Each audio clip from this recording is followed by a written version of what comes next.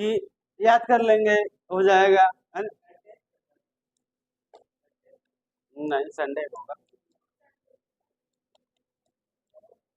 क्योंकि देखिए social science आपको लगता है जितना आसान है, लेकिन जब आप इसको समझ के पढ़ेंगे ना, तो आपको थोड़ा सा इसका एरिया ब्रॉड दिखने लगेगा, लगेगा कि अरे ये भी हो सकता है। पूरा 200 कंट्री है ना, हर कंट्री में अलग टाइप का डेमोक्रेसी चलता है। कहीं थोड़ा सा कुछ है, कहीं कुछ और है। समझ में आ रहा? तब आपको समझना पड़ेगा कि इस टाइप का डेमोक्रेसी से क्या फायदा है, क्या बेनिफिट, दूसरा टाइप का डेमोक्रेसी से क्या बेनिफिट है। हम लोग के यहाँ जो है ऐसा क्यों है, हमारे यहाँ वैसा डेमोक्रेसी क्यों नहीं है जैसे अमेरिका में, ऑस्ट्रेलिया में। बात समझ में आ रहा? तो ये चीज आपको समझ में आएगा जब आप बहुत थोड़ा सा डीप, तो बहुत ज्यादा नहीं जाना है, लेकिन हल्का सा आप समझेंगे तब ये चीज आपको समझ में आएगी, और ये समझना भी पड़ेगा। ठीक है? तो देखिए, हम लोग स्टार्ट किए थे पिछले क्लास में कि डेमोक्रेसी क्या है। तो डेमोक्रेसी का हम लोग सिंपल डिफिनेशन पढ़े थे कि is a form of government, democracy is a form of government in which the rulers are elected by people. ये सिंपल डिफिनेशन, ये एक सिंपल डिफिनेशन हो गया किसका, डेमोक्रेसी। लेकिन सिर्फ इतना ही में सीमित नहीं था डेमोक्रेसी। डेमोक्रेसी को समझने के लिए बहुत कुछ और पॉइंट आपको समझना पड़ेगा। जैसे आपको कुछ एग्जांपल दिए थे, एग्जांपल किस चीज का था, तो एग्जांपल था सर पाकिस्तान का। किसका एग्जांपल था? पाकिस्तान, जिसमें जनरल परवेज मुशर्रफ है ना, जो मिलिट्री में वर्क करता था, है ना। और वो क्या किया था कि पाकिस्तान का चीफ एग्जीक्यूटिव बन गया था। वहाँ का जो इलेक्टेड गवर्नमेंट था, जिसको जनता चुना था, उसको हटा दिया, ओवरथ्रो कर दिया, और खुद क्या बन गया, चीफ एग्जीक्यूटिव। ठीक है? उसके बाद वो संविधान में थोड़ा, है ना, अमेंडमेंट किया, और अमेंडमेंट करने के बाद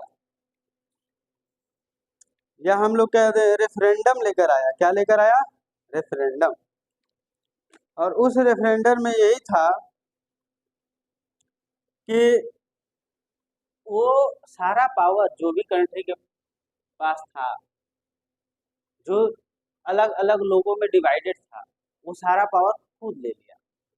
उस पावर में क्या था कि वो नेशनल असेंबली और प्रोविंशियल असेंबली को डिसमिस कर सकता है। है ना? मतलब कि उसके बाद वो चुनाव कराया 2002 में। ठीक है? 2002 में वो जो चुनाव कराया, तो जो जनता चुनकर भेजी अपने रिप्रेजेंटेटिव्स को, अपने नेता को, वो नेता लोग किया क्या, वो लोग चुनकर तो आ गया, लेकिन जो फाइनल डिसीजन था वो अभी भी किसके पास था, है ना, जनरल परवेज मुशर्रफ के पास ही रहा।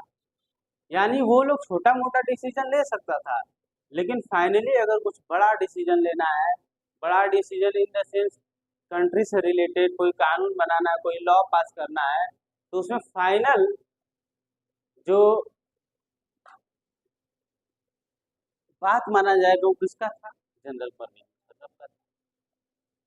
बात समझ में आ रहा?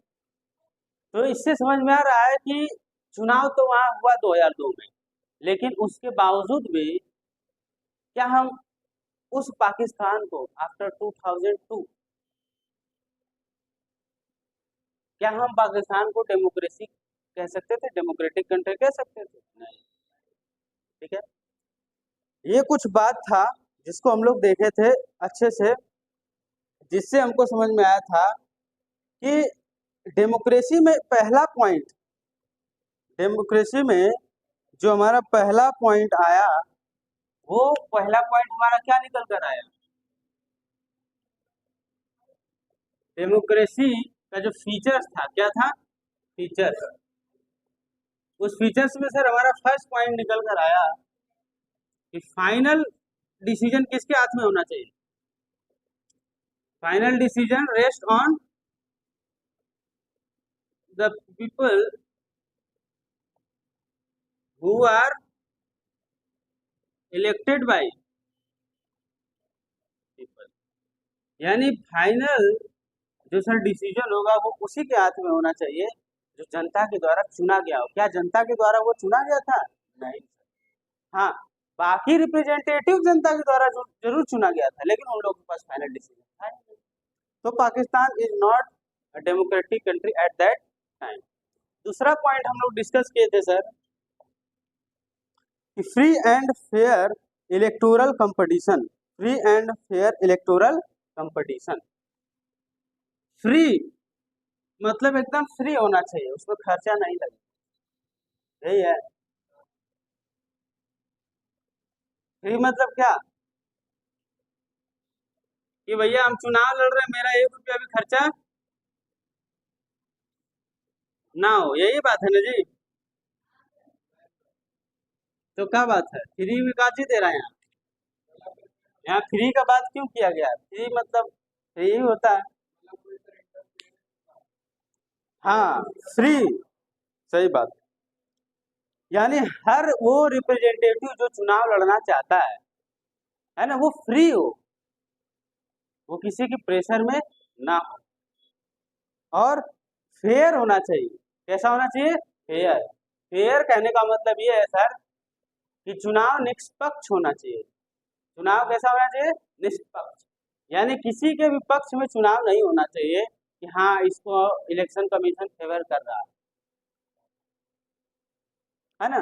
2 वोट आया, उसको दिखा रहा 200, मार रहे हैं यहाँ, बटन दबा रहे हैं, जा रहा वोट उधर। समझ में आ रहा है? ऐसा हो सकता है? तो ये सब होना नहीं चाहिए, बराबरी का मुकाबला होना चाहिए। इसी को बोलते हैं फ्री एंड फेयर इलेक्शन। ठीक है। इसमें आपको बताए थे कि चाइना, इस चीज को समझने के लिए आपको एक कहानी समझाते हैं। कुछ देश का जो अपने आप को डेमोक्रेटिक कंट्री कहता है, चिल्ला चिल्ला के वी आर डेमोक्रेटिक कंट्री, सुनो दुनिया वालों, लेकिन एक्चुअली वो डेमोक्रेटिक कंट्री है ही नहीं। तो खाली कह रहा। देखिए, जो इंसान जो चीज होता है उसको दिखाने की जरूरत नहीं, वो अपने आप पता चल जाता है कि नहीं? तो अब जिसके पास जो चीज नहीं होता है वो चीज वो दिखाने की कोशिश करता है। चाइना भी वैसे ही कुछ काम करता था। चाइना दिखाना तो यही चाहता था कि हम डेमोक्रेटिक कंट्री हैं भाई साहब, तो मानिए। इसका मतलब वो सच में नहीं था। इंडिया वाला तो कभी दिखाने नहीं गया, अमेरिका वाला दिखाने नहीं गया कि वी आर डेमोक्रेटिक कंट्री। देश जान रहा है कि हाँ डेमोक्रेसी है, दिख रहा है सब। ठीक है। तो चाइना में क्या होता था कि हर 5 साल में वहां पर चुनाव होता था।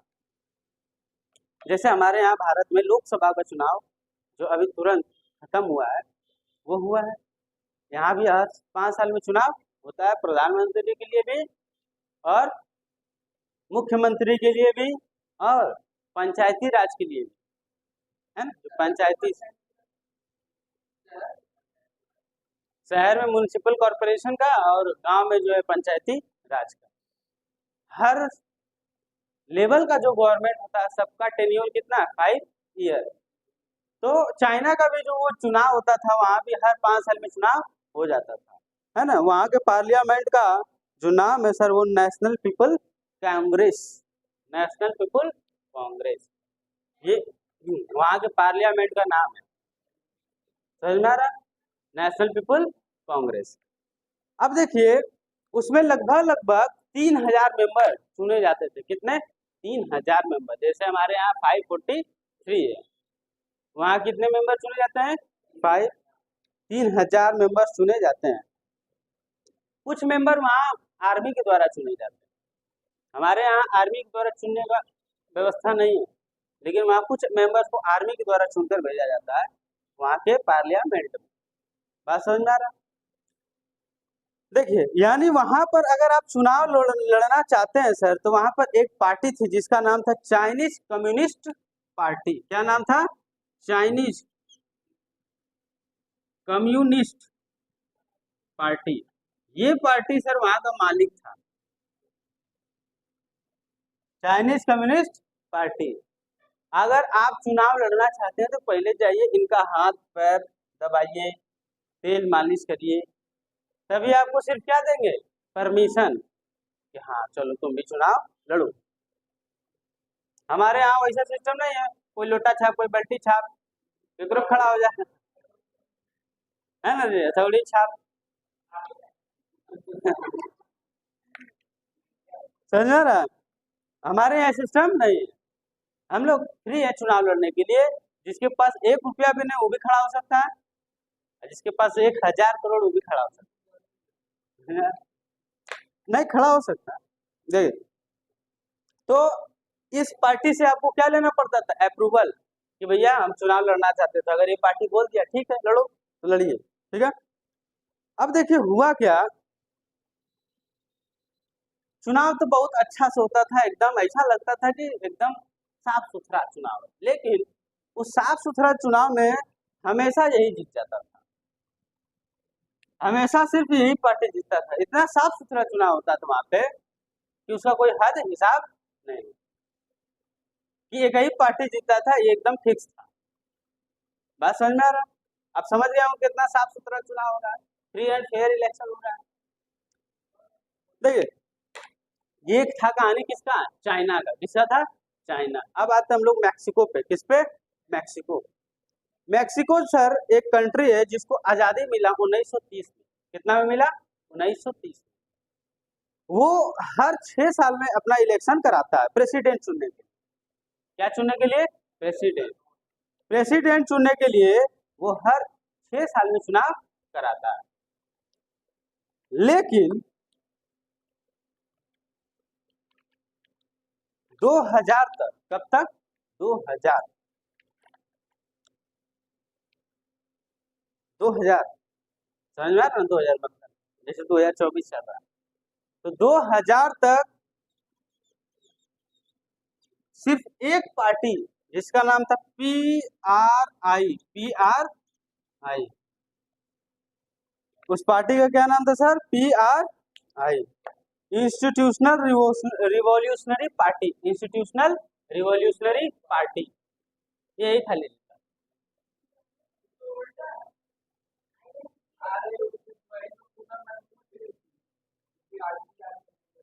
है ना? Institutional revolutionary party, PRI। समझ में आ रहा है? समझिए, यहाँ पर देखिए होता क्या था। अब यहाँ पर समझ रहे हैं कि हो क्या रहा है। यहाँ पे एक ही पार्टी चुनाव जीत रहा है 2000 तक, उसके बाद चेंज आया, लेकिन 1930 में आजादी मिला। समझ में आ रहा है? 70 साल सिर्फ एक ही पार्टी जीता, ऐसा कभी हो सकता है? नहीं हो सकता है। अब देखिए बहुत ध्यान से इस बात को समझिए कि होता क्या था, कि जो अपोजिशन पार्टी हुआ करता था वो चुनाव लड़ता था सर। चुनाव लड़ने में कोई ये नहीं था कि हाँ अपोजिशन पार्टी चुनाव नहीं लड़ रहा है तभी तो ये जीत जा रहा है, ऐसा कोई सिस्टम नहीं था। अपोजिशन पार्टी भी चुनाव लड़ता था, लेकिन कभी जीत नहीं पाता था। लेकिन कभी जीत नहीं पाता था। क्यों? जो PRI पार्टी था वो बहुत सारा डर्टी ट्रिक्स इस्तेमाल करता था। कैसा ट्रिक? Dirty tricks. ठीक है, आपके बुक में एक लाइन वर्ड दिया हुआ डर्टी ट्रिक्स। समझ में आ रहा? यानी वो इस्तेमाल करता था इलेक्शन को जीतने के लिए। और जितने भी गवर्नमेंट ऑफिसेस थे या गवर्नमेंट एम्प्लॉय जो हुआ करते थे, उन लोगों को पार्टी में बुलाया जाता था। उन लोगों को किसमें बुलाया जाता था? पार्टी। पार्टी मतलब मुर्गा पार्टी नहीं। क्या हो आज जो है कि मुर्गा और चीज का व्यवस्था है ना? वो सब का व्यवस्था नहीं था। वहां मीटिंग के लिए बुलाया जाता था किसको? गवर्नमेंट ऑफिसर्स को। गवर्नमेंट ऑफिसर्स मतलब कौन? टीचर, स्कूल के, है ना? और भी जितने भी एम्प्लॉय होते हैं सरकारी नौकरी जिसको बोलते हैं हम लोग, उन सबको बुलाया जाता था, आइए आइए, आपको मीटिंग में बुलाया जा रहा है, मीटिंग प्लस ईटिंग दोनों रहेगा, है ना, लेकिन ज्यादा फोकस किस पे रहेगा, मीटिंग पे। ईटिंग में आपको नाश्ता दे दिया जाएगा, वो समोसा, एक आध गो रसगुल्ला। तो टीचर्स को भी बुलाया जाता था, स्कूल के टीचर्स को क्या किया जाता था, उन लोगों को बोला जाता था कि तुम लोग बच्चा लोगों को क्या बोलो, कि अपना पेरेंट्स को जाके बोलो कि नहीं वोट किसको देना है, पीआरआई को देना है। बात समझ में आ रहा। और मीडिया सबसे बड़ा रोल जो है सर वो मीडिया का होता है। मीडिया को चौथा स्तंभ माना जाता है। जैसे एगो चेयर है तो उसमें 4 टांग होता है ना, ठीक है, तो उस चारों टांग में एगो टांग किसका है, मीडिया। मीडिया बहुत बड़ा रोल प्ले करता है सर, सरकार बनाने और सरकार गिराने में। इसीलिए फालतू मीडिया से बच के रहना है, समझ में आ रहा है। फालतू मीडिया मतलब क्या, जो सिर्फ दलाली करता है पैसा लेके, समझा। अब हम न्यूज चैनल का तो नाम नहीं लेंगे, लेकिन आप लोग खुद ही समझदार हैं, ठीक है। तो इसमें क्या होता है कि मीडिया बहुत बड़ा रोल प्ले करता है ना। आप वही काम यहाँ भी होता था। यहाँ क्या करता था, जो अपोजिशन पार्टी है उन लोगों को कुछ दिखाता ही नहीं, अपोजिशन पार्टी के बारे में कोई बात नहीं होना है, मतलब पार्टी का नाम ही नहीं लेना है तो पार्टी का पता ही नहीं चलने वाला, समझ में आ रहा है? यानी अपोजिशन पार्टी को दिखाता ही नहीं था कि इनाम का कोई पार्टी भी है। जब मीडिया दिखाएगा नहीं तो लोगों को पता कैसे चलेगा, बात समझ में आ रहा। तो यहाँ पर होता था, और जो अगर मान लीजिए कभी दिखा दिया गलती से तो हमेशा क्रिटिसाइज करता था। क्या करता था, क्रिटिसाइज, बोलता था पार्टी देखो बहुत खराब, इसके नेता ऐसे ऐसे ऐसे बयान देते हैं, हाँ, उसमें हत्यारा है, सब बलात्कारी ओकरे में है। समझ में आ रहा है? हमारा यही एगो पार्टी पीआरआई जो है एकदम साफ सुथरा स्वच्छ, समझ में आ रहा है? ऐसे ऐसे वहाँ का जो मीडिया था वो क्रिटिसाइज कर देता था किसको, अपोजिशन पार्टी को। अब जनता के दिमाग में क्या जाएगा, जनता तो मीडिया पर भरोसा करता है ना जी। अब मीडिया बिका हुआ तो उससे हम क्या कर सकते हैं? आप ही दे दीजिएगा 10-20 करोड़ तो आपको रातों रात स्टार बना देगा। आप एक नंबर पे लेल्हा है, लुच्चा लफंगा सब है, लेकिन आपको रातों रात क्या बना दिया जाएगा, स्टार। सुबह उठे, सुबह उठिएगा तो आपको खुद नहीं लगेगा कि अरे हमें है, समझ में आ रहा। अब देखिए आगे क्या बोलता है। कभी कभी मान लीजिए जनता बहुत जागरूक है, जनता कैसी है, जागरूक, वो अपने से रिसर्च उसर्च करके पता लगा लिया कि हाँ नहीं पार्टी खराब ही सही है। अगर मान लीजिए बाय द वे वोट करने जा रहा है और इस पार्टी के लोगों को पता चल गया कि अरे इस क्षेत्र में इसको वोट मिलेगा, इस क्षेत्र के लोग हमको लाइक नहीं कर रहे हैं, तो वहां से पोलिंग बूथ में गायब कर देता था। वहां से जहाँ वोट मारने जाना वो है ही नहीं, कहाँ वोट मारोगे बाबू पता नहीं, समझ में आ रहा। तो ये सब यही सब चीज को क्या बोला जा रहा है, डर्टी ट्रिक, ठीक है। अपने कैंडिडेट पर जो पीआरआई पार्टी थी वो बहुत अच्छा पैसा खर्चा कर देती थी कि जो अपोजिशन वो विलुप्त हो जाए, अपोजिशन क्या हो जाए, विलुप्त। अपोजिशन वाला 10 को झंडा लगाए, वो 1000 लगा देगा, 10 को दिखेगा उसमें,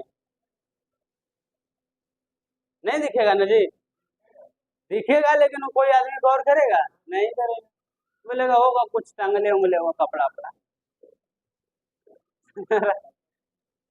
अब देखिए, तो ये आपको समझ में आ रहा है, ये जो एग्जाम्पल आप पढ़ रहे हैं इससे आपको क्या समझ में आ रहा है कि यहाँ पर फ्री और फेयर इलेक्शन नहीं होता। इलेक्शन तो होता था लेकिन फ्री और फेयर नहीं होता, बात समझ में आ रहा है। लेकिन फ्री एंड फेयर इलेक्शन होगा तभी क्या कहलाएगा सर, डेमोक्रेटिक, क्या कहलाएगा, डेमोक्रेटिक। चाइना में, थोड़ा फिर आ जाते हैं चाइना में, चलते हैं, ठीक है। चाइना में देखिए चुनाव तो आपको पता है लड़ा जाता था, लेकिन वहां के लोगों को चॉइस ही नहीं दिया जाता था। चॉइस इन द सेंस कैसा, समझिएगा। चॉइस मतलब क्या है कि पहले तो भाई आप उसी को चुनेंगे जिसको कम्युनिस्ट पार्टी अप्रूव्ड किया है, नहीं, आप उसी को चुनेंगे जिसको चाइनीज कम्युनिस्ट पार्टी अप्रूव्ड करके दिया है ना। तो आप अपने हिसाब से कहाँ वोट दे रहे हैं, आप तो उस कम्युनिस्ट पार्टी के हिसाब से वोट डालेंगे ना। आप 10 गो को चूज कर लिया, उसी में से किसी को डालिए, कोई ना कोई तो जीतेगा ही, और वो भी आदमी किसका है, इसी का। बात समझ में आ रहा है या नहीं आ रहा? तो जैसे मैक्सिको का भी एग्जांपल दिए, मैक्सिको में भी लोगों के पास कोई चॉइस था नहीं, कोई चॉइस था ही नहीं। बात समझ में आ रहा है? तो इससे हमको समझ में आता है सर कि अगर हम डेमोक्रेसी का बात करते हैं तो दूसरा भी पॉइंट आपके पास होना चाहिए, दूसरा वाले पॉइंट को भी आपको चेक करना पड़ेगा। और दूसरा पॉइंट क्या है सर, कि free and fair electoral competition. समझ में आ रहा? यानी वहां पर कैसा माहौल होना चाहिए, फ्री होना चाहिए और फेयर होना चाहिए। बात समझ में आ रहा? ये आपका था सर सेकेंड पॉइंट। मतलब इसका मतलब क्या है, बहुत ध्यान समझिएगा। Free and fair electoral competition का मतलब क्या है कि जो पार्टी अभी सत्ता में है, जो पार्टी अभी सत्ता में है, उसका भी हारने का चांस होना चाहिए, 50-50। बात मेरे समझ में आ रहा है? देखिए ज्यादातर क्या होता है ना कि जो पार्टी सत्ता में होता है ना उसके पास सोर्स ज्यादा होता है। बात समझ में आ रहा है? वो बहुत ज्यादा उसके पास रिसोर्स होता है। रिसोर्स इन द सेंस क्या, उसके पास पूरा सत्ता का माहौल है, पुलिस फोर्स उसके पास है, प्रशासन उसके साथ, सब कुछ उसी के साथ में रहेगा, क्योंकि वही ना सरकार में भी है फिलहाल। सत्ता पलटेगा तब ना हटेगा। तो वो क्या करता है कि उसके पास जो वो सरकारी मशीनरी होता है उसका इस्तेमाल कर देता है। तो हमेशा जो गवर्नमेंट अभी पावर में होता है उसका जीतने का चांस थोड़ा ज्यादा होता है, क्योंकि उसके पास सोर्स ऑफ एडवर्टाइजमेंट ज्यादा है। बात समझ में आ रहा है? इनकम का सोर्स तगड़ा है उसका।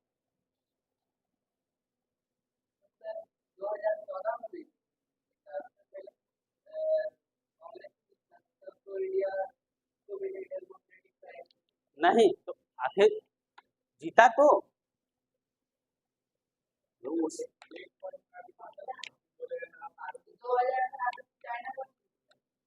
तो अभी कहाँ चाइना में भी है वही सिस्टम, मैक्सिको का है।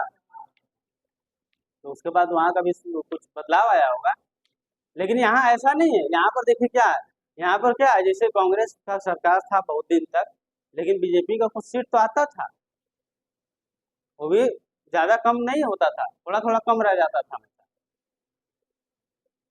और 2014 मोदी जी आए, लहरा दिया एकदम, जीत गया, है ना।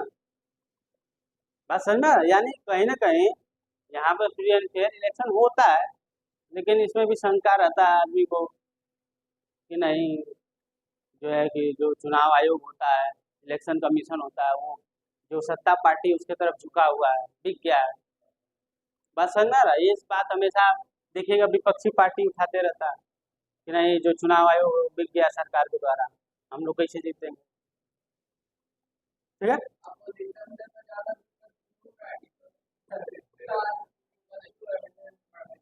समझ में आ रहा है? ये बात आपको सर समझना पड़ेगा कि क्यों ऐसा जरूरी है, फ्री एंड फेयर इलेक्शन क्यों होना जरूरी है। दूसरा पॉइंट आपको समझ में आ गया। अब हम लोग बढ़ते हैं किसके बाद, तीसरे पॉइंट के पास, ठीक है। देखिए तीसरा पॉइंट कहता है 1 पर्सन 1 वोट 1 वैल्यू। बहुत ध्यान समझिएगा। Third point is 1 person 1 person का मतलब क्या है, एक आदमी, कई आदमी, एक आदमी। जैसे कभी कभी शादी ब्याह में न्योता उता देता है तो उसमें लिख देता है कितना आदमी आएगा, एक आदमी। सेल्फ रहता है विथ फैमिली रहता है ना जी, तो सेल्फ वाला में मतलब कितना आदमी, कोई कोई आदमी बच्चा को लेके जाता है, बोलता है ये बच्चा, इसे गिनती थोड़े है, ये तो बच्चा ना। वैसा यहाँ नहीं है। हाँ, समझ में आ रहा है? जहाँ आदमी एक आदमी को देता है ना, वहाँ हम लोग ज्यादा जाते हैं। हमको भी, मेरे पास भी बहुत सारा ऐसा आया है। सेल्फ, बोले रुको बेटा तुमको सेल्फ दिखाते हैं। दो चार वो हमारा घर का नहीं है, तो दो चार दोस्त, चलो चलो खाना है, चलो न्योता मिलता है, दवा खाना है ना जी। एक आदमी का दे रहा है, दो नहीं तो मत दो। आदमी आएगा तो एक आदमी आएगा, अपना घर में सबको छोड़ के आएगा। खाली हस्बैंड जा रहा है, वाइफ घर में। ऐसा हो सकता है? वो घर आके गाली सुनेगा फिर। नहीं, अपने तो खा के आ गए बढ़िया बढ़िया। याद है कि 1 पर्सन 1 वोट और 1 वैल्यू, इसका मतलब क्या है? बहुत ध्यान समझ में आई। इसमें एक बात आता है, universal adult franchise. Universal adult franchise ये क्या है? यूनिवर्सल एडल्ट फ्रेंचाइजी का मतलब ये हुआ सर कि वो हर व्यक्ति जो 18 साल का है, उसको वोट देने का क्या होना चाहिए? अधिकार। चाहे वो गरीब है, चाहे वो अमीर है, चाहे वो उलंगड़ा है, चाहे वो लुला है, कैसा हूँ है, आदमी है, जिंदा है, सांस ले रहा है, तो उसका भी एक वोट का वैल्यू है। समझ में आ रहा है? लेकिन हाँ, सिर्फ एक वैल्यू होना चाहिए। सिर्फ कितना वैल्यू? एक वैल्यू। ये वैसा नहीं हो सकता। ठीक है? तो ये जो यूनिवर्सल एडल्ट फ्रेंचाइजी है, लगभग लगभग पूरे वर्ल्ड में एक्सेप्ट कर लिया गया है ना? यूनिवर्सल एडल्ट फ्रेंचाइजी सबका पूरे वर्ल्ड में एक्सेप्ट हो गया है कि हाँ, हर नागरिक जो 18 साल से ऊपर का है सर, उसको वोट देने का अधिकार रहेगा। अमीर हो गरीब हो, उससे कोई मतलब नहीं है। और देखिए, एक एग्जांपल से आपको समझाते हैं कि ऐसा क्यों है।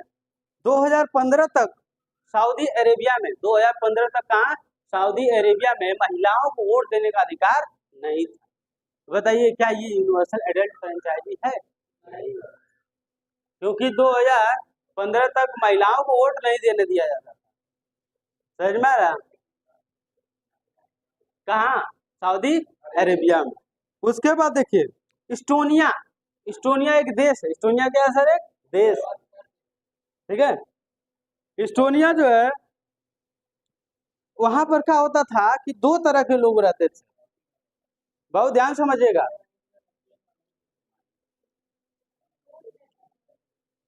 वहां पे रशियन माइनॉरिटी था। क्या था? Russian minority. माइनॉरिटी मतलब जिनका संख्या कम होता है, जिनका संख्या कम होता है, उनको क्या बोला जाता है? माइनॉरिटी। जैसे हमारे देश में मुस्लिम, सिख, ईसाई, क्रिश्चियन जिसको बोलते हैं, है ना? तो मुस्लिम, है ना, क्रिश्चियन और सिख, इन लोगों को क्या है सर? ये लोग माइनॉरिटी में आते हैं। किसमें आते हैं? माइनॉरिटी। माइनॉरिटी मतलब इनका संख्या हमारे देश में क्या है? कम। समझ में आ रहा है? As compare to Hindu. बात समझ में आ रहा है? हाँ, तो रशियन माइनॉरिटी में कहा था? इस्टोनिया में था। समझ में आ रहा? रशियन कहाँ माइनॉरिटी में था? तो वहां के लोग जो थे, उन लोगों को वोट देने में बहुत तकलीफ होता था। वोट देने में तकलीफ क्यों होता था? क्योंकि भाई साहब, वो लोग, उनको वोट देने के लिए से उनको वोटर आईडी कार्ड बनवाना है। रशियन है, इसका नहीं बनेगा। समझ में आ रहा? देखिए, इन फिजी, फिजी का कहानी समझिए। कहाँ का कहानी? फिजी। फिजी भी एक देश है। कहाँ है? देश है। ये सब नाम पहली बार सुनने में लग रहा है। चलिए,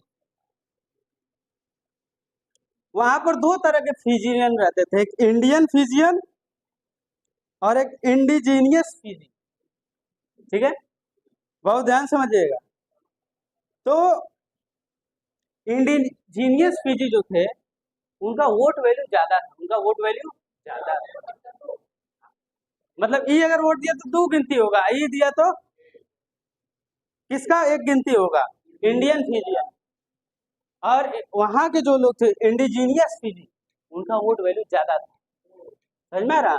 दो हो, तीन हो, तो भाई ये तो क्या है, तो बहुत अन्याय है सर। ये क्या है, अन्याय है। अब यहाँ पे मान लीजिए इंडिया में हिंदू का 2 वोट कर दिया, एक आदमी देगा कितना वोट, 2 वोट, तो बेटा कभी जीतेगा कोई दूसरा आदमी, नहीं जीत सकता। या मुस्लिम का 2 वोट कर दिया जाए कि मुस्लिम वोट मारा तो एक का नहीं 2 गिनती होगा, तो सब तो वो तो बहुत सिस्टम खराब हो जाएगा। ठीक है, तो यहाँ पर अब बात आता है कि democracy is based on fundamental principle of political equality. मतलब डेमोक्रेसी सर बेस्ड होता है किस पर, इक्वालिटी पर। किस पर, इक्वालिटी, यानी पॉलिटिकली सबको इक्वालिटी होना चाहिए, सब बराबर का हिस्सेदार होना चाहिए। समझ में आ रहा, मतलब उस देश में जो भी नागरिक रह रहा, वो हर इंसान को इक्वल देखना चाहिए। कैसा देखना चाहिए, इक्वल। अब यहाँ जैसे हमारे यहाँ इंडिया का समझिए, जैसे अंबानी है, कौन है, अंबानी। अब बोलेगा नहीं अंबानी अमीर आदमी है, इसके वोट का 10 वैल्यू रखो, और गरीब आदमी है इसका एक आधा रखो, 20 को गरीब देगा तब 10 वोट होगा। क्या ये इक्वालिटी है, नहीं। तो बिना इक्वालिटी के क्या डेमोक्रेटिक कंट्री संभव है, नहीं। यानी इक्वालिटी होना पड़ेगा, इक्वालिटी लाना पड़ेगा सर आपको देश में, तब आप जाकर क्या कहलाएंगे, डेमोक्रेटिक कंट्री। तो जैसे फिजी, उसके बाद आपको बता दिए क्या, सऊदी अरेबिया टिल 2015, इस्टोनिया, क्या ये सब democratic country, pure democratic country कहलाएगा, नहीं कहलाएगा, क्योंकि वहां इक्वालिटी नहीं है। क्या नहीं है सर, इक्वालिटी। तो तीसरा पॉइंट आपको समझ में आया कि एक आदमी का एक वोट का एक वैल्यू होना चाहिए, चाहे अमीर हो चाहे गरीब हो, चाहे हिंदू हो चाहे मुस्लिम। समझ में आ रहा, चलिए अब आगे हम लोग पढ़ते हैं, बहुत ध्यान से एक एक बात और समझिएगा। तो नेक्स्ट हमारा टॉपिक जो है उसको हम लोग आगे बढ़ाते हैं। बहुत ध्यान समझिए, फोर्थ पॉइंट जो डेमोक्रेटिक कंट्री बोलने से पहले आपको देखना पड़ेगा। 3 पॉइंट हम लोग देख लिए, 3 पॉइंट ये देखें कि आप किसी भी कंट्री को डेमोक्रेटिक बोल रहे हैं तो ये 3 बिंदु आपको देखना पड़ेगा, 1 2 3, और चौथा बिंदु आपको भी देखना पड़ेगा। वो चौथा बिंदु सर क्या है पता है, कि a democratic government rules within limit sets by constitutional law and citizens right. बहुत तगड़ा बात बताया जा रहा है यहाँ पर। आपको क्या बताया जा रहा है कि गवर्नमेंट, कौन, government rules under some limit, under some constitutional limit, constitutional limit. बहुत ध्यान से एक एक बात समझिएगा तब समझ में आएगा। देखिए गवर्नमेंट को भैया रूल करना है ही, क्योंकि आप उसको चूज किए हैं, है ना, लेकिन मनमाना तरीका से नहीं, आर्बिट्री नहीं होना है गवर्नमेंट को। गवर्नमेंट के ऊपर भी क्या होना चाहिए, कुछ रूल और रेगुलेशन होना चाहिए। ऐसा थोड़े कि हाँ मेरा सरकार है चलो जी इसको उठा के बंद करो, ऐसा तो नहीं हो सकता। यानी गवर्नमेंट के ऊपर भी क्या होना चाहिए, कुछ लिमिट लगा होना चाहिए, ताकि गवर्नमेंट आर्बिट्री ना हो जाए, मनमाना ना हो जाए। समझ में आ रहा है, उसके ऊपर भी कुछ रूल्स और रेगुलेशन होना चाहिए कि भैया आपका ये दायरा है, जो भी कानून बनाना, जो कुछ भी करना आप इस दायरे के अंदर रहकर बना सकते हैं। और ऐसा हमारे देश में है ना, गवर्नमेंट अपने मन से कुछ भी नहीं कर सकता है यहाँ पर। जैसे एग्जाम्पल से आपको समझ में आएगा बहुत अच्छा तरीका से। देखिए rule of law and respect for rights, rule of law होना चाहिए। क्या होना चाहिए सर, इस बात को समझिएगा, बहुत अच्छा बात है। Rule of law, rule of क्या होना चाहिए, लॉ। इस बात को, ये 3 लाइन का, 3 शब्द का जो वर्ड है इसको समझिए। मान लीजिए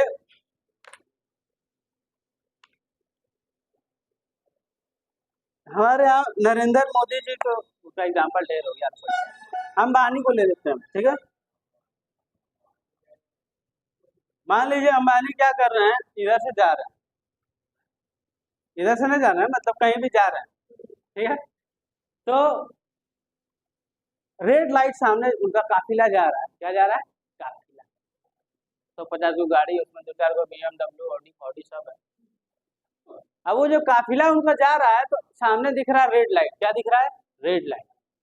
सिग्नल कैसा है, रेड। अब सर सिग्नल आपका रेड है, तो नियम के हिसाब से क्या होना चाहिए, रुकिए। लेकिन अंबानी जी न रुकते हुए सनसना के आगे बढ़ जाते हैं, उस रेड लाइट को इग्नोर कर देते हैं। तो क्या ये रूल ऑफ लॉ है या रूल ऑफ अंबानी? क्या है, रूल ऑफ अंबानी। यानी जिस व्यक्ति के लिए रूल का कोई वैल्यू ही नहीं है, उस देश को क्या आप रूल ऑफ लॉ कह सकते हैं? नहीं कह सकते, है ना। वो रूल ऑफ दैट पर्सन हो गया, रूल ऑफ दैट पर्सन, यानी उस देश में उस आदमी का रूल है ना। वो उस आदमी के हिसाब से रूल और रेगुलेशन चल रहा है हमारे देश में, नहीं तो उसको भी कानून के हिसाब से, रूल के हिसाब से रुकना चाहिए। समझ में आ रहा? जैसे देखिए, आप मान लीजिए किसी का कोई हत्या कर दिया किसी का, तो कानून के हिसाब से क्या होना चाहिए कि भैया उसको भी उठा कर ले जाइए क्या, जेल, वहां से ले जाइए कहाँ, जुडिशरी।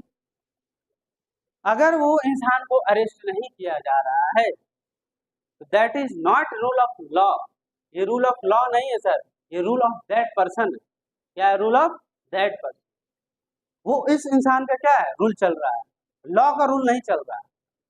बात क्लियर होना।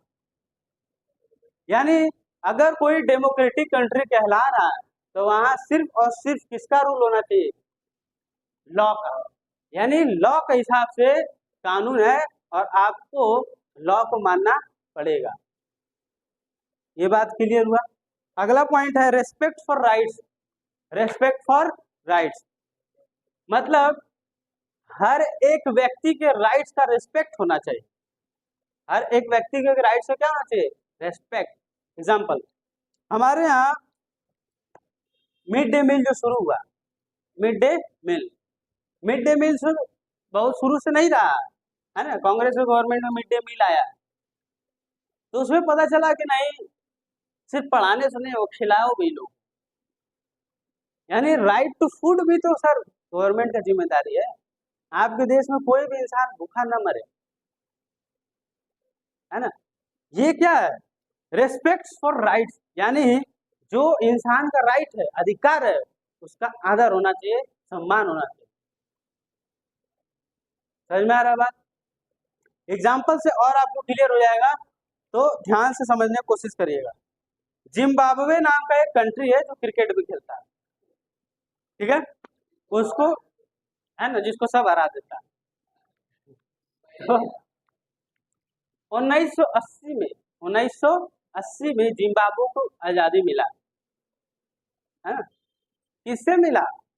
आपको पता है कि ब्रिटिश जो है कि पूरे देश में आधा से ज्यादा वर्ल्ड में कंट्री उसी का था, सबको कब्जा करके रखा था वो लोग, खाली इंडिया ही नहीं कॉलोनी था। समझ में आ रहा? इतना छोटा देश पूरा आधा वर्ल्ड को कब्जा करके रखा था, तो कुछ तो बात रहा होगा वो लोग में, नहीं रहा होगा? तगड़ा बात था, उनसे सीखने की जरूरत है। कल से कोचिंग वही रहेगा, इंग्लैंड पहले सीख के आया जाए। कैसे भाई, तुम लोग कैसे किए? अब यहाँ समझिए, तो जिम्बाब्वे को 1980 में क्या मिला, इंडिपेंडेंस, ठीक है। देखिए यहाँ पर क्या हुआ, जानू पीएफ, कौन, जानू पीएफ, वो जो है फ्रीडम स्ट्रगल थे। फ्रीडम स्ट्रगल मतलब क्या था, कि आजादी दिलवाने में उनका बहुत बड़ा योगदान रहा था। किनका सर, जानू पीएफ, ये नाम है इंसान का, ठीक है। तो ये थे, जैसे हमारे यहाँ गांधी जी थे, है ना, सुभाष चंद्र बोस, है ना। तो ये जो जानू पीएफ थे, ये जिम्बाब्वे के फ्रीडम स्ट्रगल थे, इनका बहुत योगदान था देश को आजाद कराने। लेकिन जब देश आजाद हुआ था, तो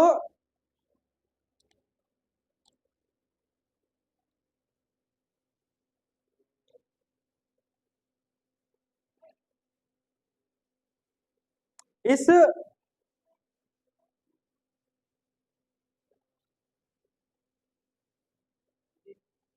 अच्छा अच्छा, ये जानू पीएफ इंसान नहीं है, जानू पीएफ पार्टी है। क्या है? जानू पीएफ क्या है? पार्टी का नाम है ना। जानू पीएफ पार्टी का नाम है, जो फ्रीडम स्ट्रगल के दौरान था। जैसे हमारे यहाँ फ्रीडम स्ट्रगल के दौरान कौन था? कांग्रेस पार्टी, है ना। कांग्रेस पार्टी आज का थोड़े है जी। जब तुम्हारा दादा का दादा जन्म ले लिए तो तब का वो पार्टी है। 1985 का कांग्रेस पार्टी है। 85, 150 साल होने वाला है, समझ में आ रहा है। और इसका ही बहुत बड़ा योगदान था देश को आजादी। जैसे पंडित जवाहरलाल नेहरू थे, मोतीलाल नेहरू थे, सुभाष चंद्र बोस थे, है ना। ये सब लोग उसी पार्टी के। तो भाई इसीलिए तो कांग्रेस इतना दिन तक राज किया देश पे, क्योंकि उसका बहुत तगड़ा मजबूत पहुंच था। गांव गांव तक लोग जानते थे, जुड़े हुए थे, एक इमोशन था कांग्रेस के प्रति। समझ में आ रहा है? अब देखिए बात यहाँ पर ये नहीं है, बात दूसरा है। इसके जो लीडर थे उनका नाम था रॉबर्ट मुगाबे। क्या नाम था? जानू पीएफ पार्टी के जो लीडर थे उनका नाम था रॉबर्ट मुगाबे। ठीक है, ये देखिए, ये जब से ये देश आजाद हुआ था तब से भैया ही जीतते आए थे। तब से ये क्या कर रहे थे? जीत रहे। ठीक है, लेकिन अब जानू पीएफ के जो लीडर थे मुगाबे, उनको लगा कि अब थोड़ा पावर अपना बढ़ाया जाए, इतना में कुछ हो नहीं रहा। तो वो अपना पावर बढ़ाने के लिए क्या किए? संविधान में कुछ बदलाव लाए। संविधान में क्या लाए? कुछ बदलाव, चेंजेस लेकर आए संविधान में, कॉन्स्टिट्यूशन को अमेंड किए, बदले, ताकि उनका पावर बढ़ सके। किसका? रॉबर्ट मुगाबे का। ठीक है, अब देखिए, और यही नहीं, उसमें लेस अकाउंटेबल, लेस अकाउंटेबल, इस बात को समझिएगा, एक एक पॉइंट आपको समझना है सर। लेस अकाउंटेबल क्या मतलब है? गवर्नमेंट का जवाबदेही। जैसे हमारे यहाँ इंडिया है, हमारे यहाँ इंडिया में अगर गैस का दाम बढ़ता है तो सरकार को जवाब देना पड़ता है कि हम इस वजह से गैस का दाम बढ़ा रहे हैं। आज नहीं देगा, 5 साल बाद देगा जब चुनाव आएगा। तो अकाउंटेबल है ना। क्या है? अकाउंटेबल, यानी कोई भी आप एक्शन ले रहे हैं तो उसका जवाबदेही आप लेंगे कि हाँ हाँ मेरे वजह से ऐसा हुआ है ना। आज देश में महंगाई बढ़ रही है, देश में अगर कुछ भी हो रहा है तो उसका सरकार जिम्मे लेगी। हाँ, हमारे रहते हुए महंगाई बढ़ा है, तो गवर्नमेंट अकाउंटेबल है, जवाबदेही है ना। जवाब कौन देगा? कोई भी घटना होगा, मान लीजिए 50 आदमी रेलवे में ट्रेन लड़ गया, पटरी से उतर गया, हादसा हो गया, एक्सीडेंट हो गया, तो सर जिम्मेदार कौन है? गवर्नमेंट। यानी ये जो अकाउंटेबिलिटी होता है वो उसको कम कर दिया। बोला कि नहीं नहीं, कुछ होगा खराब चीज तो हमको मत बोलना, तुम लोग बढ़िया चीज के लिए खाली हमारे पास। समझ में आ रहा है? देश में कुछ अच्छा हो रहा है तो हम किए, और खराब हो रहा है तो हमसे मत पूछना। इस टाइप का क्या कर दिया कॉन्स्टिट्यूशन में अमेंडमेंट। बात समझ में आ रहा है? अब देखिए इससे होता क्या, बहुत ध्यान समझिएगा। और अपोजिशन पार्टी जो होता था, यहाँ पर इसको समझिए, अपोजिशन पार्टी जो होता था वो लोग मीटिंग वूटिंग करता था ना, बाहर बम फोड़ देता था, हरास्ट कर देता था। क्या कर देता था? हरास्ट। हाँ, ये जानू पीएफ क्या कर देता था? हरास्ट। यानी अपोजिशन पार्टी सोचता था कि चलो अब हम लोग भी जोश और जुनून के साथ चुनाव लड़ते हैं और जीतते हैं, है ना। तो जैसे उन लोग पार्टी में बुलाया, बारे का फोड़ दिया, बम, भाग गया सब, मीटिंगे नहीं हुआ, अब जीते कहाँ? समझ में आ रहा? तो क्या करता था अपोजिशन पार्टी को? मीटिंग डिसरप्टेड, मीटिंग को क्या कर देता था? डिसरप्ट कर देता था। ठीक है, अब देखिए वहां के जो प्रेसिडेंट बने थे कौन? Robert Mugabe. ये सर जो है इनको क्रिटिसाइज करने का मतलब वो ऐसा कर दिए थे कि हमको कुछ आप नहीं बोल सकते। मतलब मान लीजिए हमारे यहाँ क्या होता है कि सरकार अगर कुछ काम लाइन कट गया, गाली दो पहले जो सरकार में, समझ में आ रहा है? महंगाई बढ़ रहा, सब्जी 10 रुपया से 20 रुपया हुआ नहीं। आप यही नहीं, यहाँ यूं नहीं, यहाँ पे क्या है कि आप गली मोहल्ला में भी दे रहे हैं। अगर आपको गली मोहल्ला में कोई नहीं सुन रहा है तो फेसबुक पे दे रहे हैं, वहां भी नहीं सुन रहा है। तो अभी मान लीजिए प्रेसिडेंट साहब कभी ट्वीट किए हैं, पीएम साहब, उसके नीचे जाकर गाली दीजिए कमेंट में। यानी आपको क्रिटिसाइज करने का, बोलने का आजादी है कि नहीं है? जितना गाली आता है सब भर दूंगा, समझ में आ रहा? यानी आप सरकार को क्रिटिसाइज कर सकते हैं सर। अगर आपके हिसाब से आपको लगता है कि देश में गलत हो रहा है तो आप फ्री हैं क्या करने के लिए, क्रिटिसाइज करने के लिए। लेकिन जानू पीएफ क्या किया था? जानू पीएफ का जो पार्टी का मुगाबे था वो बोला कि देखो बाबू सब काम करना लेकिन हमारा बेइज्जती और हमको क्रिटिसाइज नहीं करना, नहीं तो उठा के क्या करेंगे। ठीक है, अब यहां समझिए, रेडियो टेलीविजन मनमाना कुछ भी नहीं दिखा सकता था। रेडियो और टेलीविजन को दिखाने के लिए पहले सरकार से क्या लेना पड़ता था? परमिशन, कि हाँ हम ये चीज दिखाना चाहते हैं, तो बोलता तो दिखा दो, तो दिखाता, नहीं दिखाना मत दिखा। समझ में आ रहा? मतलब फ्री नहीं था, फ्री मीडिया नहीं था, फ्री मीडिया नहीं था। वैसे ही चाइना में भी, चाइना में यूट्यूब और गूगल पे है ना, समझ में आ रहा? वहां के लोग गवर्नमेंट का कभी क्रिटिसिज्म नहीं कर सकते हैं, वैसे इतना मार मारेगा ना बेहोश कर देगा। समझ में आ रहा? अब क्या छोटा छोटा होता है ना, बड़ा बड़ा कर देगा। है ना जी, चाइना वाला काम लगेगा सुतले। वो लोग कभी उठवाई नहीं करता। समझ में आ रहा? वहां के नॉर्थ कोरिया, नॉर्थ कोरिया में भी वैसा ही है ना? ज्वांग जूंग का नाम है वहां का प्रेसिडेंट, चिंगडोंग, सिंगडोंग, है ना जी? हाँ, Kim Jong Un. Kim Jong Un के जो है वो उसके यहाँ एक मीटिंग था। क्या था सर? मीटिंग। तो पता है वहां पर जैसे बहुत सारा ऑफिसर लोग बैठा हुआ था, तो उसमें जो फ्रंट में ऑफिसर बैठा हुआ था वो थोड़ा जमाई ले लिया और यहाँ भाषण दे रहे थे किम जोंग उन। बोला इसको ले जाओ आप, तुरंत गोली मार। क्या पता ऐसा ही, मतलब उसको अपना ईगो पे आ गया कि चलो हम भाषण दे रहे हैं, ये जो जमाई ले रहा है,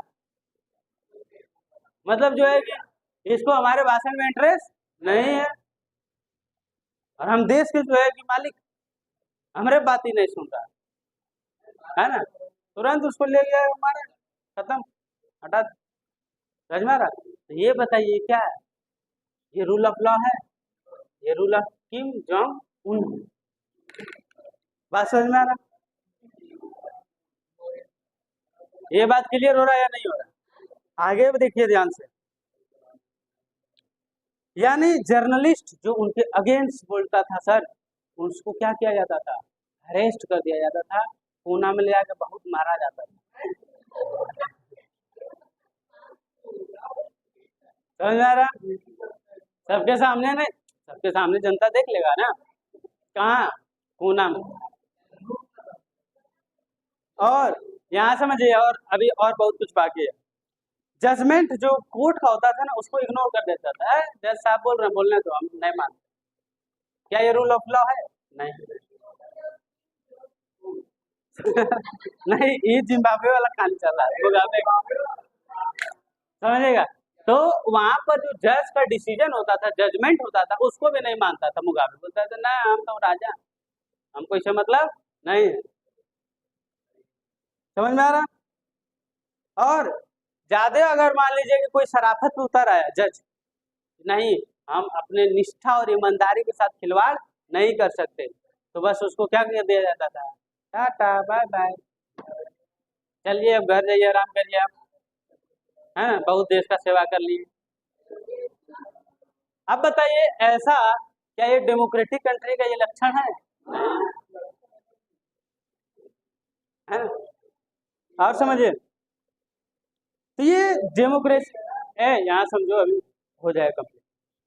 जिम्बाब्वे का ये जो एग्जांपल आपको दिए सर, ये क्या बताता है, यहाँ से आप बहुत ध्यान समझिएगा, यहाँ से आपको कंक्लूड कर रहे हैं, ठीक है। ये एग्जांपल सर आपको यही बताता है कि rulers is necessary in a democracy but is not sufficient. Democracy में रूलर्स का होना तो बहुत जरूरी है, लेकिन सिर्फ यही सफिशिएंट नहीं है। यहाँ हम चुने हैं, ये रूलर है, बस हो गया डेमोक्रेसी, क्या ये है? नहीं है। तो और क्या है सर? और यही है कि जो सर वो जो गवर्नमेंट आप पॉपुलर गवर्नमेंट चुन लिए, क्या चुन लिए हैं? पॉपुलर गवर्नमेंट, एक तरफा उसको आप जिता के लाए हैं, तो वो कभी भी अनडेमोक्रेटिक हो सकता है। इसीलिए बोला जाता है कि कभी भी एक पार्टी को इतना ज्यादा सीट मत दिलवाओ कि वो अपने मन पे आ जाए, उसको भी डर रहे। अब जैसे मोदी को दे दो वो 400 वोट, 400 सीट, तो 400 सीट मतलब समझ में आ रहा sir? He can amend the constitution, नहीं कर सकता, उसके लिए two third of the seat चाहिए, टू थर्ड तो 400 पार हो गया, समझ में आ रहा है? संविधान को क्या कर दिया जाएगा, बदल दिया जाएगा, उनके हिसाब से जो उनको लगेगा वो लाया जाएगा। ये इससे क्या होगा, इसमें देश को खतरा मंडरा जाएगा। बात समझ में आ रहा है? खतरा इन द सेंस क्या है कि अगर अच्छा किया तो बहुत अच्छा है, लेकिन अगर गलत कर देता है तो क्या होगा, देश को नुकसान सहना पड़ेगा। बहुत समझ में आ रहा? यानी सिर्फ लीडर चुन लेना ही नहीं डेमोक्रेटिक है, लीडर जो आप चुने हैं उसके ऊपर आपको निगरानी रखना पड़ेगा कि वो जो पॉपुलर गवर्नमेंट है वो कभी भी अनडेमोक्रेटिक ना हो जाए। क्या हो जाए? अनडेमोक्रेटिक। अब बहुत ध्यान में समझिएगा। तो देखिए, यानी डेमोक्रेसी मतलब ये नहीं हुआ कि सिर्फ आपको इलेक्शन पे ध्यान देना, बहुत ध्यान समझिएगा, इलेक्शन पे ध्यान नहीं देना कि हाँ चुनाव बढ़िया से करवा लिए, नहीं सर, चुनाव आप करवा लिए, चुनाव के पहले भी देखिए और चुनाव के बाद भी देखिए। यानी जो सरकार आप चुने हैं ना, ऐसा नहीं कि सरकार चुन लिया अब हमारा काम खत्म, अब हम कर ही क्या सकते हैं, हम लाचार हैं, गरीब मजदूर, क्या करेगा? आप बहुत कुछ कर सकते हैं, समझ में आ रहा? आप चुनाव होने के बाद भी नजर सरकार पर गड़ा कर रखना चाहिए कि सरकार आखिर कर क्या रहा है ना। लेकिन ये पता कैसे चलेगा कि सरकार क्या कर रहा है? जब आप उसके लिए पढ़ेंगे लिखेंगे, रोज न्यूज़पेपर पढ़ेंगे, है ना, हिंदी वाला न्यूज़पेपर नहीं कि लिखल रहेगा फलाने फलाने को लेके फरार, भाई ने भाई को चाकू मारा हिंदी वाला न्यूज़पेपर यही ना रहेगा जी, अफेयर चल रहा है हार्दिक पांड्या और नताशा का डिवोर्स होने वाला, यही सब क्या होगा, न्यूज चलेगा, समझ में आ रहा? फ्रंट पेज में वही सब रहता है, इसमें आपको कुछ समझ में नहीं आएगा, खाली फोटो देखिएगा पलट पलट इंग्लिश न्यूज़पेपर पढ़िए, द हिंदू, इंडियन एक्सप्रेस, जब आप पढ़िएगा तो समझ में आएगा कि हाँ इसमें तो काम का बात दिया हुआ है, लेकिन वो पढ़ नहीं पाइएगा, बोरिंग लगेगा, उसमें मसाला नहीं ना रहेगा, उसमें मसाला नहीं मिलेगा। अच्छा, पेपर जब खोलेंगे हिंदी से, हिंदी पेपर एक दो ऐसा जरूर रहेगा, प्रेमी प्रेमिका के संग फरार रोज एगो न्यूज जरूर रहेगा, मारने वाला जरूर रहेगा कि फलाने फलाने को चाकू मार दिया, बम मार दिया, गोली लगा चला दिया, यही सब खाली उसमें रहता है। तो उसे पढ़िएगा तो आपको थोड़े पता चलेगा कि देश में क्या हो रहा है, देश में क्या हो रहा है ये अगर आपको जानना है तो न्यूज़पेपर पढ़िए, जानकारी रखिए, अप टू डेट रहिए, है ना। अप टू डेट मतलब क्या कि आपको जानना है कि आज देश में क्या हुआ, है ना, आज हमारे प्रधानमंत्री किस बात को लेकर बोले हैं, क्या वो सही बोले हैं कि गलत बोले हैं, मतलब आपको एक जागरूक नागरिक बनना पड़ेगा। कैसा नागरिक? जागरूक। तब तो देश का कल्याण हो सकता है, नहीं तो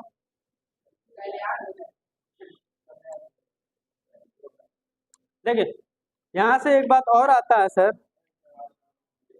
अच्छा यहाँ से भी रोक देते हैं ना।